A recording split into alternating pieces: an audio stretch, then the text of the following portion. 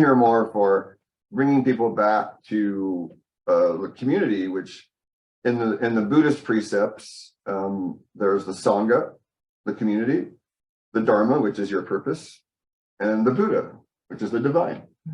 You know, so I took their precepts 30 years ago to live by that, and that's my refuge now in times of transition. That's sort of the opportunity tonight. I asked the ladies here, you know, transitions are where the world is in a big transition. You know, we're in this thing called planet Earth stew. You know, we're all in this bubbling stew pot, ingredients in it. You know, we're all bubbling along in separate ingredients in the big pot. And so how are we navigating through this time of challenge and opportunity? You know, so I'm choosing my words carefully here, because it's like I've been seeing more and more like how like these old Tibetan Buddhist and Christian, you know, they have all these drawings and paintings of beatific angels and horrible demons, and well, they were painting their thoughts, you know. And you choose a better feeling thought. If you bring words out that are negative, then, you know, I've had to work on this more than anyone, because I grew up in the hood too, called Santa Cruz surf scene, you know, and I knew very well what I'd subjected myself to. And so what always there was this voice though of like, come back, the peace you seek is one breath away, I used to tell myself during horrendous suffering in some times in my life. And that's the hopeful thought, you know, in times when times are low. So the transition moment for me, if you will, is to come back to what's always and already here. And my teacher at the time, Ajashanti, had a number of great aphorisms for the awakened soul. And one of them was, never forget the diamond in your pocket. So meaning the metaphorical diamond in the pocket is that come back to the present moment, because the present is the only thing that's real. And that can never be destroyed. It can never even be created, because it's always and already here. And I've been learning from a stubborn Taurus male manifestation in this earth suit called Craig that took about 35 years, and I finally softened up enough to receive what's always and already here. But some of us, you know, a little bit, got a little more opening up, or go read Khalil Gibran from the Prophet, the Peace on Love, and then we can talk, you know. Or go sit with yourself in silence as much as you can for 10 years, and then let's go talk. So those of us in this group here, I was interested in a brief, although, you know, I'm the biggest talker of all, if you get me started. So my simple contribution then is I come back to a 6-count inhale and a 6-count exhale. And I know very well that if we're not awake to remember our tools, then our tools are worthless. So running underneath that, a couple of things deeper is what I call a root level prayer. And the root level prayer is pray to be awake. Develop a relationship with grace. You know, and so over the years, there's a voice that comes in that just says, I love you now. It's like a feeling that I first felt it when I was 25 in a Ram Dass meditation. And little did I know I had an awakening experience of pure love that many of you guys were talking about earlier. Like the books about enlightenment talk about it as once you feel the love of the divine, all other loves, even orgasm, you know, it's just minuscule compared to this love. And I'd have to say that was my experience, and is my ongoing experience now, just staying in that place where, without saying it in any shorter way, like when Craig disappears, there's peace. You know, and each of us knows what that feels like. It's just called, you're in the zone, you're in the flow, you know, you're in Satori. You know, there's different words for it, but that's why what I called was the word natural law, meaning not legal law, but the laws of the universe, you know. And one of the laws of the universe is the only thing that's real is the present moment. And so the 6-count in and out is like, it's like a metronome, always in the background. Come back to that, there's peace there. It's like we live the lives on the surface of the ocean, and then the metronome is down deeper where you can still see and feel the turbulence because it's right above you, but there's a stiller place in consciousness underneath the 3D earth suit stuff. And that's sort of why the world is set up the way it is, by the way, is I, through my years of work and talking to different entities and all kinds of stuff, was there are beings that feed on imbalanced human energy. They feed on fear. They're parasites in a way. Go watch Star Trek and the X-Files, and then, you know, you'll sort of see some soft disclosure about, you know, in the astral realms, you know, it's still it's still duality, folks. So there's still going to be evil beings in every realm up to the level of the absolute, you know, and so get over it, you know. It's just that these other realms, we don't usually get access to them, nor us, but in this realm now, to me, it's like, I got to choose a better feeling thought. Otherwise, I bring hellish energies into my world very quickly. And so it was either wake up or die. Like, and that's another Adyashanti aphorism is when you have a problem in any relationship in your existence, any relationship, it means you need to wake up more. Very simple Zen like, right? It's so simple. Like, yeah, I just need to wake up more. I need to be a little bigger and get quiet. For me, some people go out and garden or what, but if I just sit and be quiet, the answers always come. Anybody else want to bump off of me onto what they use during times of transition? Not required. Okay. Well, we started talking about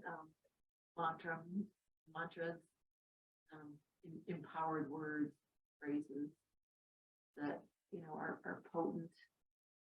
And one that was suggested for these times by Blossom Goodchild is one that I use every day. I am the light. I am the love. I am the truth. I am. We're just speaking from and into the greater being that we are, the greater reality is with us, always with us. And then I remembered when I lived in Berkeley, I lived in the same place for 9 years in the Berkeley Hills, and I had this, which I keep in my cell phone case on the wall, and I read it every day. Lord, make me an instrument of your peace. Where there is hatred, let me sow love. Where there is injury, pardon. Where there is doubt, faith. Where there is despair, hope. Where there is darkness, light. Where there is sadness, joy. O divine master, grant that I may not so much seek to be consoled as to console, to be understood as to understand, to be loved as to love. For it is in giving that we receive, it is in pardoning that we are pardoned, it is in dying that we are born to eternal life.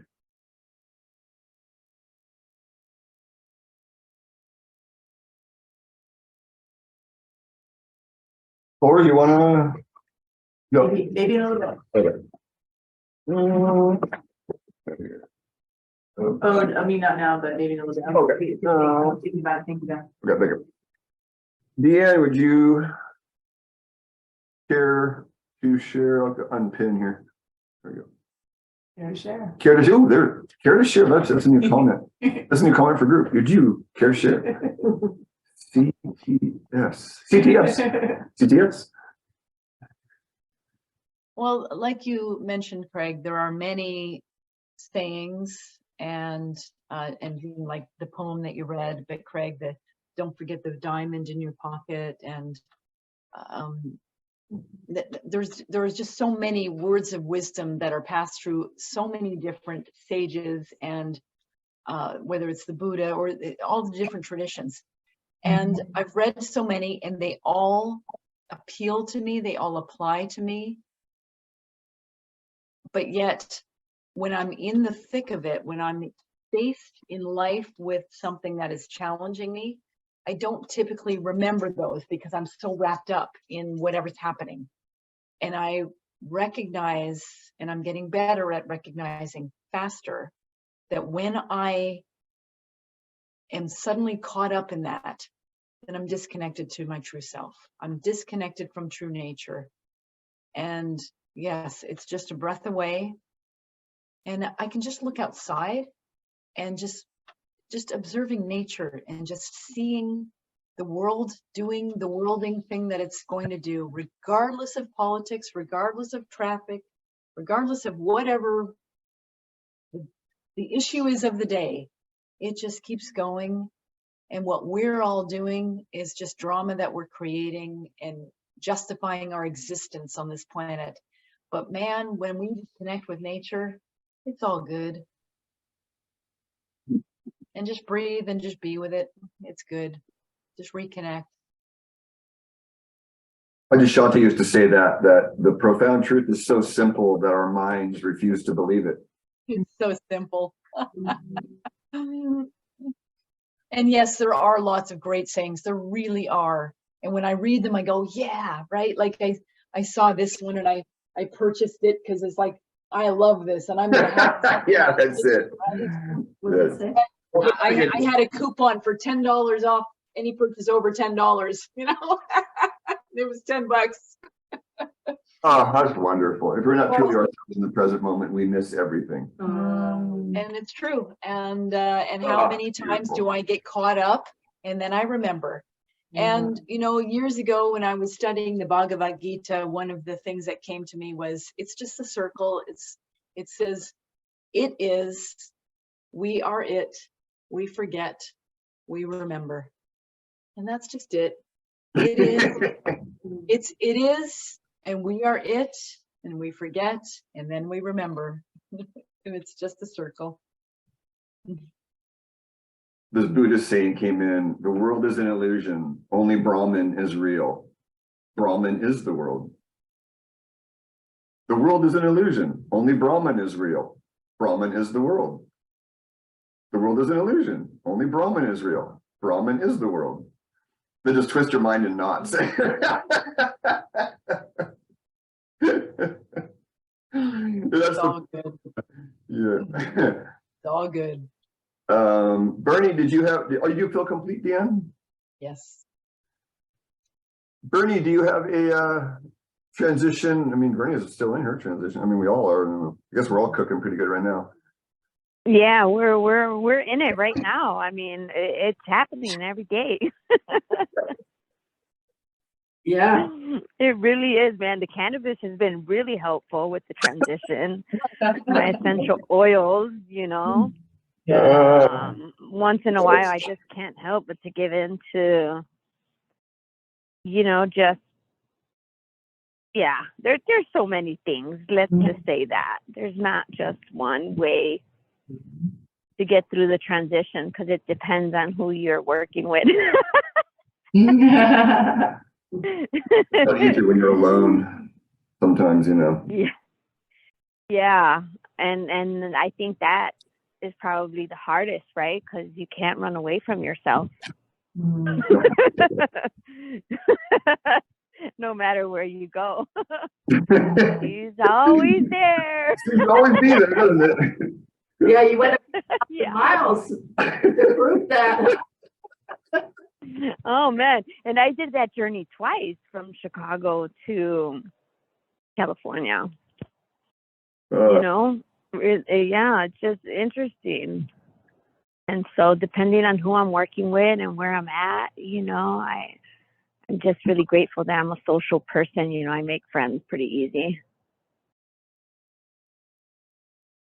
So is there something you come back to, Bernie? You know, we're being recorded. I hope you heard that part. And we're just like your wisdom for the audience. If you have something that a little blurb you would share with the public.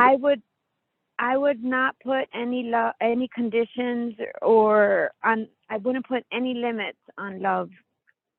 You know, people are having a really tough time, and if we can just love one another, you know, without expecting anything back in return from that individual person, it will come back to you another way. But yeah, that would be like my top priority, because I know that this bubble of love is just going to gets bigger every day in my heart. So because it's happening in my heart, I know it's happening in other people's hearts. And so as long as we can just remember not to put any limits on it, right? They came here for love too. They just don't remember. Bernie, there's a Buddhist precept that metaphor, I and all beings awaken simultaneously. So what you just said relates to that, right? When your heart, opens, and in a way, yeah, at least even in your spirit, and out, you know, but yeah, daughter and a grand, you've got three generations with you. I mean, that's quite impressive. Yeah, it's been quite a journey, you know, and I think to myself, you know, like there's certain family members, you know, I would walk away, like I just wouldn't participate in any kind of argument or disagreement. And eventually I said, oh, I'm going to talk with Jesus, see what Jesus would do in this situation with you ignorant people, you know. And, you know, as my son got older and I would just walk out the door, you know, to avoid an argument, she's like, are you going to talk with Jesus? Yep, I'll be back. And then I'll let you know what my response is. I don't want to react right now. So it's like being that Christ-like, you know, and you know, it's just been so amazing. They're like, you know, does that mean that we're Catholic or Christians? And nope, love is my religion. Jesus didn't create religion. Mhm. And it's so great. It's so great. I hope that the audience really catches that, you know, religion was created by the deep state, and it's because it's easier to separate and divide us and conquer us. And so once you make love your religion, like that's the new norm right now. That's the new sexy. Mhm. Mm. True. I had to get that out, guys. Thanks. Well, that was wonderful. I could just say in closure, that's back to the beings that feed on, you know, we have parasites in our body, but there's also parasites of consciousness. And I think most of us in this group could relate to that. And if you're watching this video, I mean, just think when I'm around certain people, we call some people energy vampires, right? It's the best exercise I found for learning to read, discern myself from others was Ajashanti suggested you get a newspaper or magazine and poke a hole in it, or wear sunglasses and just sit and watch people when they pass by you. And you just feel each person. And you'll notice that each person engenders a different feeling inside of us. You can feel an energy vampire when they walk by. Right. And then it's like, oh, some people give off this wonderful feeling, right? And other people walk by and it's like, ew, you know, it's like, I don't want to be around that person. And so it's another way to, folks, if you're watching this, you know, we have tools in our toolkit that they call junk DNA. It's just undeactivated DNA is what it is, you know. And so when you start getting present with the present, and you know, there's a whole world awaiting so many beings. That Yogananda was sort of my first teacher, and this is what really excited me when I was in my mid-20s. Was Yogananda said, "There's no limit to the joy you can feel," you know. And I got really excited. I was like, wow, we just limit ourselves. There's a theme running tonight was, and we don't limit ourselves with love or anything, you know, that, yeah, you know, love sheds a tear in this realm too. You know, love is a beatific side and there's another tough side of love. But love isn't meant to be understood. You see, I'll leave this conversation tonight with, there's something to chew on with those of you, and you can feel into this. So Ajashanti had this saying that I just love the pointer. The more I know myself, the less I know about myself.